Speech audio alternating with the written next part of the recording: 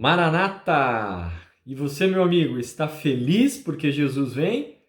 Está alegre o seu coração porque em breve você se encontrará com o seu Salvador?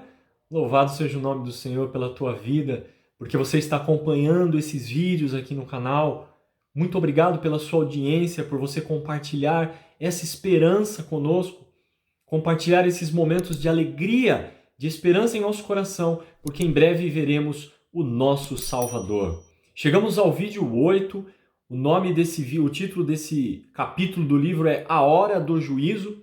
Lembrando a você que você pode baixar o conteúdo desse livro em PDF. Nós vamos deixar aí mais uma vez no descritivo do vídeo o link para você baixar o seu livro em PDF, você ler ele de forma completa e acompanhar também os vídeos que são um resumo, uma resenha, uma meditação daquilo que está descrito ali pelo autor do livro. Vamos lá então para o vídeo 8. No último vídeo nos dois últimos vídeos, nós falamos de dois temas que são centrais ali nas três mensagens angélicas. Em Apocalipse capítulo 14, versos 6 e 7, Deus nos diz assim: temei a Deus e dai-lhe glória. Ou seja, são duas, vamos dizer, obrigações que o ser humano tem diante de Deus no tempo do fim, nos dias em que nós estamos vivendo. Temer a Deus e dar-lhe glória.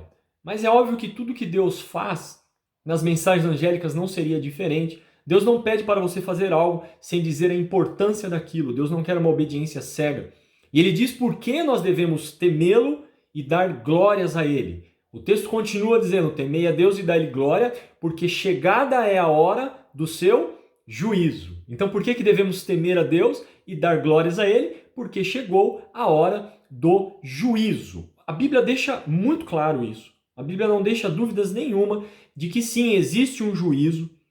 O juízo de Deus é real, isso vai acontecer no tempo do fim. Na verdade, já está acontecendo. O juízo divino é visto na Bíblia em várias ocasiões. Você percebe desde lá de Adão, quando Adão e Eva pecaram, Deus faz um juízo investigativo. Adão, onde você está? Adão, o que você fez?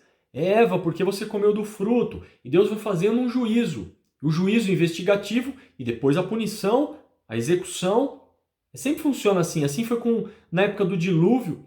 Assim foi na época de Sodoma e Gomorra. E assim será no tempo do fim. Como Deus não muda, o que ele fez no passado lança luz sobre como ele fará o seu juízo agora, no presente e no futuro. Quando nós pensamos em juízo, uma visão clássica que nós temos, tem dois momentos importantes ali do juízo que nós precisamos pensar. Primeiro é o ministério do santuário, que nós trataremos daqui a pouco, mas um outro momento está descrito ali na visão de Daniel, no capítulo 7. Quando você lê o capítulo 7, você vai perceber que a visão de Daniel ela diz respeito a 4 animais que surgem. Esses animais, conforme o próprio capítulo indica, são reinos que se sucederiam no poder, assim como o capítulo 2 de Daniel já havia descrito. Então nós temos ali Babilônia, Medo-Pérsia, Grécia e Roma. Interessante que o capítulo 7 ele adiciona um novo elemento, um elemento novo ali nesse contexto de reinos se sucedendo. E nós temos ali o chifre pequeno, que faz guerra contra os santos, que lança trevas sobre o povo de Deus, persegue, mata. Então, entra algo interessante ali no capítulo 7, nessa visão de Daniel. Nós temos ali o Filho do Homem. Se não me falha a memória, entre os versos 9 e 10, o Filho do Homem se chega ao Ancião de Dias, uma clara referência a Deus o Pai. Então, a Bíblia descreve a cena de um juízo se assentando. Apocalipse capítulo 20 vai dizer isso, que assentou-se o tribunal, abriram-se os livros. Então ali nós temos uma cena de juízo. Jesus se chega ao Ancião de Dias, Deus o Pai, abrem-se os livros, os anjos estão ali ao redor, servindo de testemunhas, assenta-se o tribunal e começa o julgamento. Interessante que esta cena, a cena de um juízo, ela se repete por 3 vezes no capítulo 7. Em todas as situações acontece o seguinte: o chifre pequeno está perseguindo o povo de Deus, o chifre pequeno ele é julgado, há um juízo sobre ele e o povo de Deus é vindicado, ou seja, o povo de Deus é justificado, o povo de Deus é salvo, é liberto do poder do chifre pequeno. A que conclusão nós chegamos apenas vendo o capítulo 7 do livro de Daniel, que o juízo de Deus é a nosso favor. Amém! Glórias a Deus por isso. O juízo de Deus, ele é para o nosso benefício, não é para o nosso mal. Quando nós pensamos no juízo, normalmente nós temos medo. Puxa, vou ter que comparecer diante do tribunal de Deus. Mas a Bíblia deixa claro que o juízo de Deus é para o seu benefício, não é para o seu mal. Olha que interessante isso. Então, você que escreveu lá nos comentários do chat, do vídeo da última vez, que você tem medo do juízo, não tenha medo. Você tem temor? Não tenha temor. Você precisa ter alegria porque o juízo de Deus chegou. É claro que tem uma condição para isso, nós vamos falar daqui a pouquinho sobre isso e ao longo dos vídeos vamos falar mais. Mas preste atenção, se você estivesse devendo alguma coisa, pense nessa situação, e você tem certeza que você é inocente, você está sendo acusado injustamente, e agora então o juiz convoca você para uma sessão do tribunal, porque ali o juiz vai julgar o seu caso, ele vai dizer se você é culpado ou se você é inocente, mas você tem certeza que você é inocente, você não fez aquilo.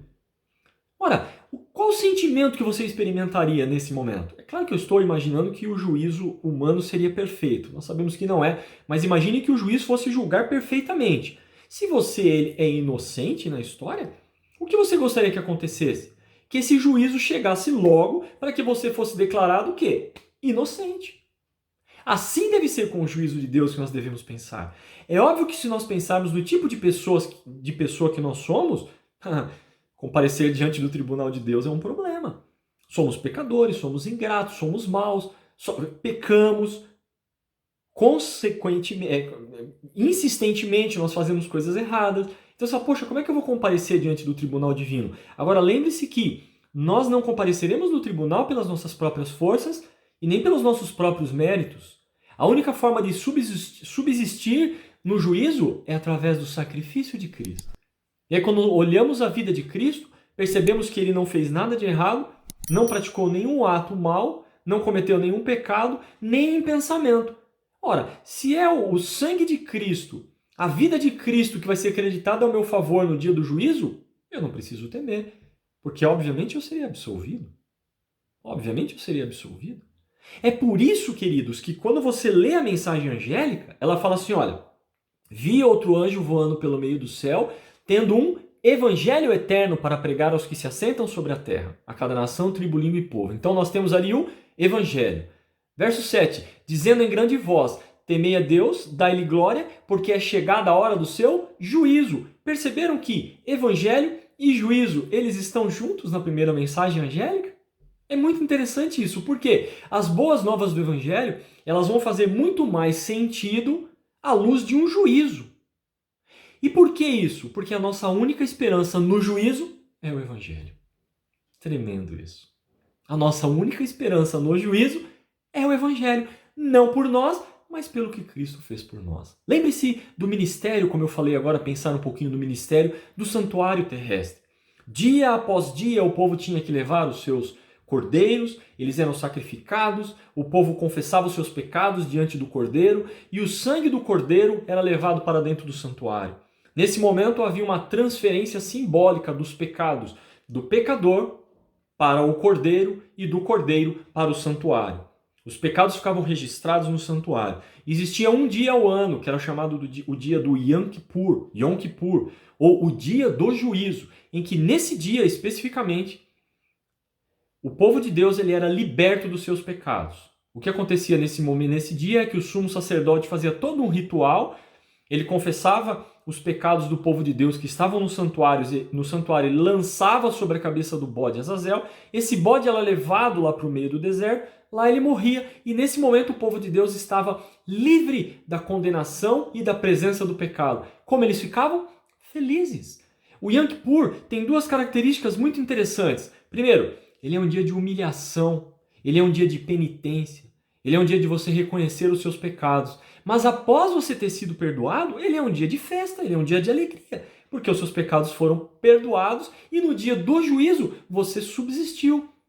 Trazendo isso para os nossos dias, trazendo isso para a nossa realidade, hoje nós estamos vivendo escatologicamente, pelas profecias, o dia do juízo investigativo de Deus. Desde 1844, nós, o povo de Deus e os habitantes do planeta Terra estão passando pelo julgamento. Desde lá da primeira pessoa que morreu até os dias finais, as pessoas estão sendo julgadas. Estamos passando pelo julgamento de Deus. Como deveríamos estar nesse dia, é a meditação que temos que fazer nesse momento. Estamos felizes ou estamos tristes?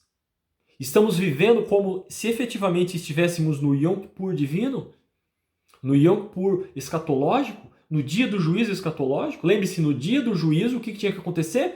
Humilhação, arrependimento, perdão pelos pecados, pedindo perdão pelos pecados.